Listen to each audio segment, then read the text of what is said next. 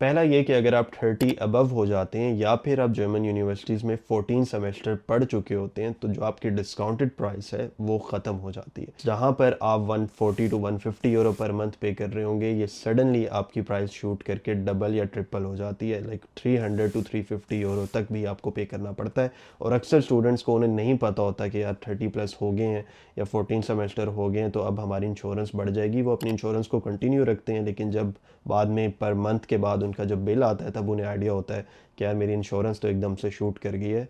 और फिर वो लीगल भी कोई एक्शन नहीं ले सकते, क्योंकि जो कॉन्ट्रैक्ट उन्होंने साइन किया होता है इंश्योरेंस पे उस पर बड़ा क्लियरली स्टेट होता है कि अगर आपकी एज 30 से अबव हो जाती है, आपके 14 semester in German university complete हो जाते हैं, देन आपकी इंश्योरेंस की अमाउंट ऑटोमेटिकली बढ़ जाएगी। और सेकेंडली, जब आपकी पढ़ाई खत्म हो जाती है या ड्यूरिंग द स्टडीज भी अगर आप सेल्फ एम्प्लॉयमेंट पे शिफ्ट कर जाते हैं तो आपकी अगेन इंश्योरेंस की प्राइस काफ़ी हद तक बढ़ जाएगी। और ये इंश्योरेंस की प्राइस आपकी सैलरी पे भी डिपेंड करता है। अगर आपकी इनकम बहुत हाई होती है, आप अर्निंग काफ़ी ज़्यादा कर रहे हैं, तो आपकी इंश्योरेंस की कॉस्ट उस हिसाब से भी काफ़ी बढ़ जाती है। एक और नुकसान जो मुझे पब्लिक इंश्योरेंस का लगता है वो इनकी वेटिंग टाइमिंग है। जब मोस्टली आप अपॉइंटमेंट्स के लिए अप्लाई कर रहे होते हैं तो जर्मन मेडिकल सिस्टम में, मैं अपनी पिछली वीडियोज़ में कुछ कई दफ़ा डिस्कस कर चुका हूँ कि अक्सर आपको वेट करना पड़ रहा होता है, 3-3 4-4 महीने का वेट हो रहा होता है अगर आपने किसी स्पेशलिस्ट के साथ अपनी अपॉइंटमेंट फिक्स करनी है। तो एक डिसएडवांटेज, ऑब्वियसली एक बड़ा प्रोमिनेंट डिसएडवांटेज है, जो कि मैंने खुद पर्सनली भी फील किया है जब से मैं पब्लिक इंश्योरेंस यूज़ कर रहा हूँ।